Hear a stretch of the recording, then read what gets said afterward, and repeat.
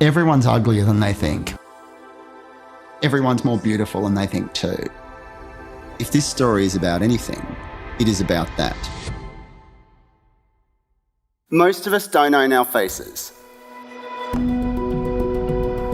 They might sit at the front of our heads and go everywhere we travel, but we don't actually really own them. And sure, the usual suspects are to blame: Hollywood, advertisers. But you know who's most to blame? Me. You. Us. The biggest obstacle to us owning our faces is us disowning them. When we ogle a Photoshop magazine cover, when we click on the link promising celebrity photos without makeup, when we look away from the mirror that little bit too quickly, we are the Red Queen running, racing faster and faster just to stand still.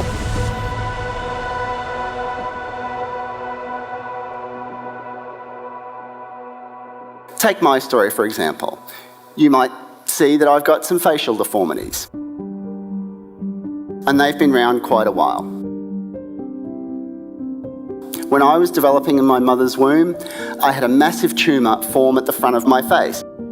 It was at the top of my forehead and went all the way down to where the tip of my nose should have been, and pushed my eyes to the side of my head, like a fish.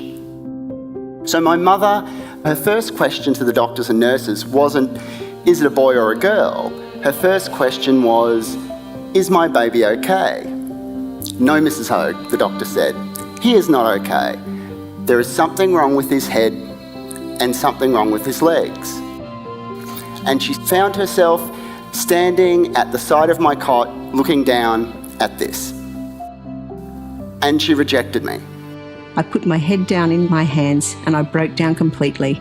He is so ugly. No one could console me. What was I to do?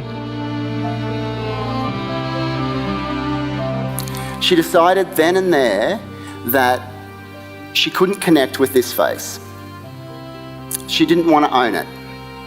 She didn't want to own me. I wished he would go away or die or something. I told the hospital staff I didn't want my baby. I wouldn't under any circumstances take it home. So she went back to the mother's ward, and a week later, she went home, and I stayed in hospital.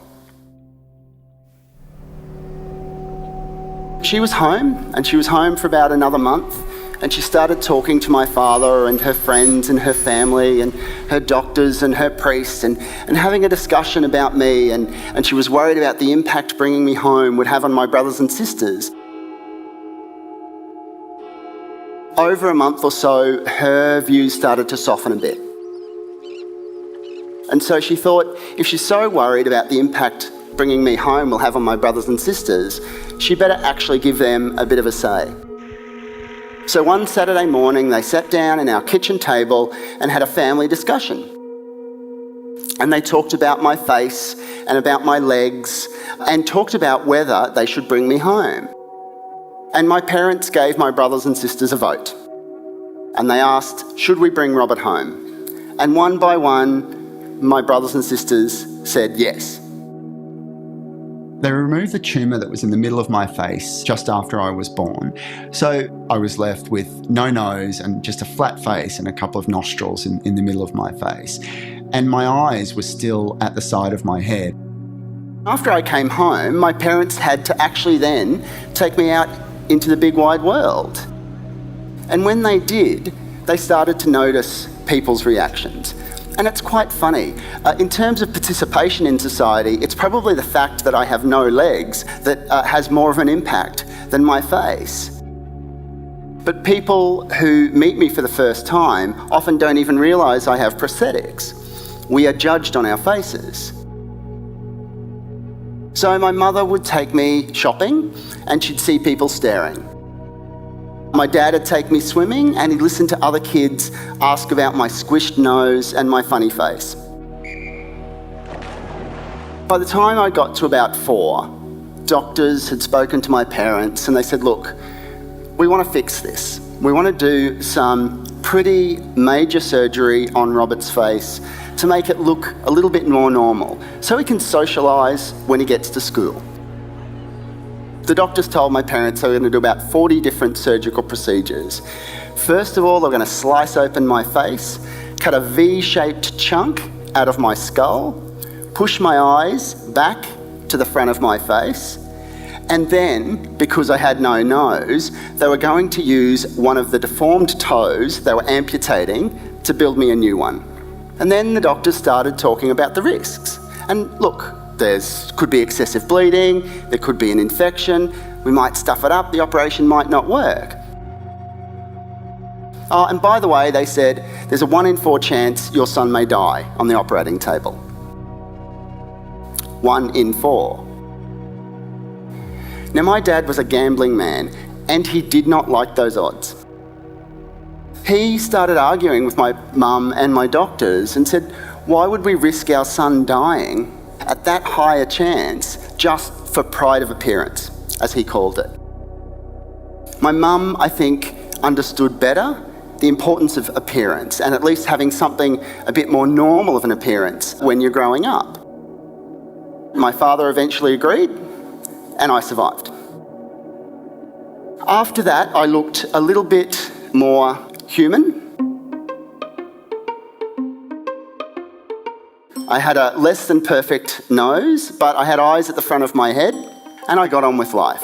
What about with your legs, your artificial legs? Any other kids think it's a bit strange that you've got them? Some of the grade 5ers, the new kids, take a while to get used to it. They all get used to it sooner or later. Skip ahead 10 years. I'm 14. Kids are pretty much guided missiles when it comes to finding every bump, every scar, every nose made out of an old toe that they can find. And they did. So by the time I was 14, I'd accumulated a pretty strong playing roster of nicknames. Jake the Peg, Stumpy, Retard, and a quite specific and actually pretty awful toe nose. Those were the sorts of things that stopped me being comfortable with my face. Those were the things that stopped me owning my face. It's hard to sort of deal with pimples and bad haircuts when you don't look like everyone else, and you look so different from everyone else. Doctors then started talking to my parents about another operation, because at that stage I'd started to notice girls, and I'd started to notice girls noticing my face, and doctors had started to notice me noticing girls notice my face. So they said, oh well, we better get stuck into Robert again. So what they said is, okay, we're going to do another big operation. And by then I'd had about 24 operations, some minor, some like the remaking of Robert Hoge when I was 4, quite substantial. And they said, okay, we're going to do another one.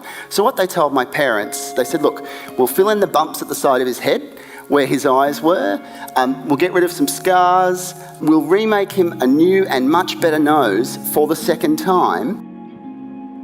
And because making me a new nose would emphasise that my eyes were still a little bit too far apart, they'd move them again, just about a centimetre closer, and I'd look wonderfully perfect.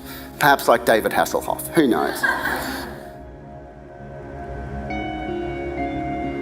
And then we started talking about the risks.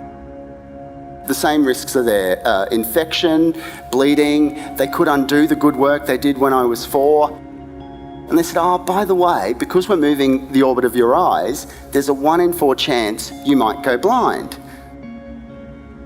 So we discussed it a bit, and then my parents did the worst possible thing they have ever done to me, ever. They said, oh, Robert, you're 14, you're almost an adult, it's your choice.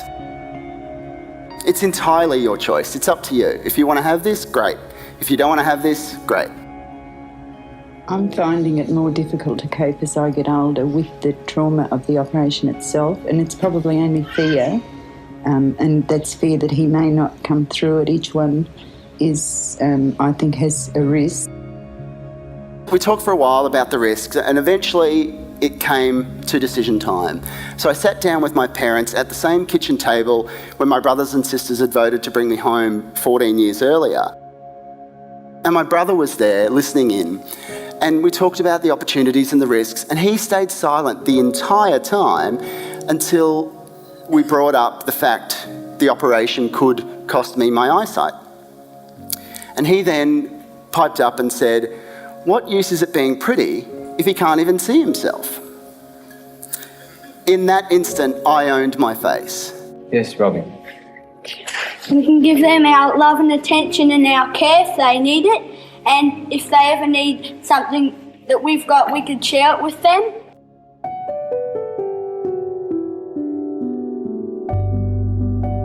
Until then, my life had been governed by my appearance, but I'd never had much say in that.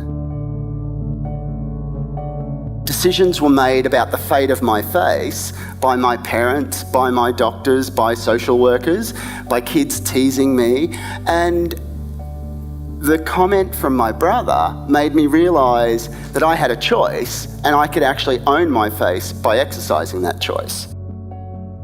I didn't figure I'd necessarily ever be worth painting, but I was done with being the doctor's canvas. Funnily enough, my ugliness made it easier for me to own my face than many of you. A year or so ago, a friend of mine, an artist friend of mine, Nick Stathopoulos, asked me to make a decision. He asked if he could paint my portrait. And I said, okay, sure, no worries. I figured at worst case it would mean I had to sit still for a while. So I went and sat for Nick, and he did some sketches and talked about some of his ideas, and then I went away, and he invited me back a couple of months later to see progress on the work. And I went into his studio and looked at this massive portrait of my face, and this is what I saw.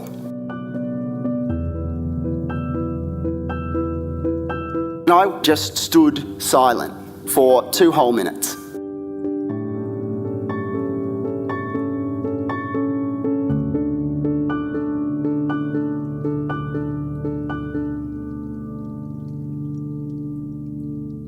Now, until then, I thought owning my face meant no one else could own it.